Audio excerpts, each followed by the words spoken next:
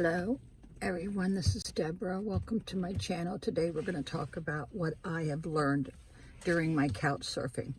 Because of the market, I've had to live with relatives for 4 months, and this is what I've learned, and hopefully I can save you some money if you're in the same situation.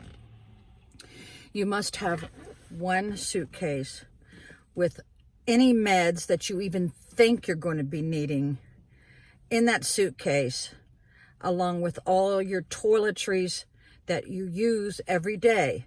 Because every time I went to another house, I had to go buy, if I didn't have the suitcase, because I left a lot of my belongings in one location, and then I'd have to go to another location. Then I'd have to go and buy all that stuff again, all the toiletries, all of the like cold meds and stuff. So if I had just kept, don't take it out of your trunk, kept one suitcase with my toiletries and meds, I would have saved a ton of money. Now, when I move into my house, I'm going to have multiples, which is fine because I will use them. Believe me, I don't waste anything. Also, it's important to keep all weather because you don't know how long you're going to be hunting for a new place to live.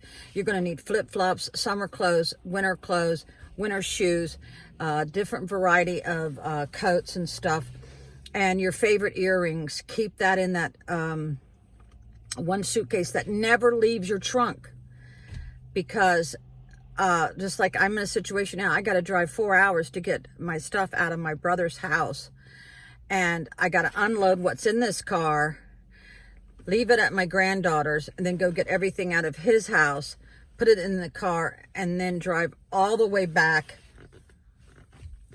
And with couch surfing, you have to conform to whoever's house you're living in. You have to conform to their rules, whether you like it or not, because you will piss them off. You must go to bed when they go to bed. Don't stay up all night making noise and waking them up. I remember when I stayed with my brother, I had to like grease the doorknob to my bedroom because that little squeak would wake him up. He's a very light sleeper. So my advice is, when the owner of the house goes to bed, you retire for the night. And if you're going to be taking a lot of showers and using a lot of electricity, leave money for that. Because I left my brother like $600, even though I haven't been there for almost 2 months of the 4. Also, help them with meals. Do some of their housework.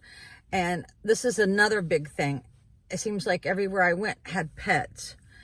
One house I was at was my friend's house from 7th grade. Her dog died on my watch, but she knew that it was just a matter of hours when she had gone to work. And you have to deal with everybody's pets. My brother had a cat and 2 dogs, and I helped with the pets. And now I'm with my granddaughter, and she's got 3 rabbits and a cat. So I help feed them sometimes, clean up a little bit, help the person that you're living with help with their laundry if they want you to. Don't never do anything without asking. Never leave a dirty dish. Never leave a dirty dish. And take out the trash. That's very important. Take out the trash. And a lot of people they're not going to be used to somebody being in their house. So they're going to be a little bit grumpy, a little bit angry. It's a big transition living with somebody. I remember when my son lived in my house with his girlfriend for 4 months, it gave me great anxiety if they started doing my dishes. I just didn't like that. My granddaughter has the same anxiety, because she thinks that she should be doing something. Well, that's the same way I felt when my son was living with me, because he's a workaholic. But this is the thing. If you're preparing meals in this kitchen where you're couch surfing, clean up your mess. Nothing's worse than a homeowner getting up in the morning and seeing your mess from the night before. Also, if there's only one TV or whatever, you watch what they want to watch.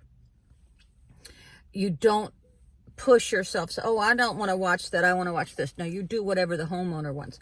Also, parking is a huge problem. I have never blocked anybody in where I have stayed. And this morning was the first time I had to ask my granddaughter to move her car because we were all lined up 3 in a row. So yeah, parking can be a big problem. So I hope that has helped you. And I hope the market gets a little better. I don't think it will, though, because people are having to pay outrageous amounts for rent.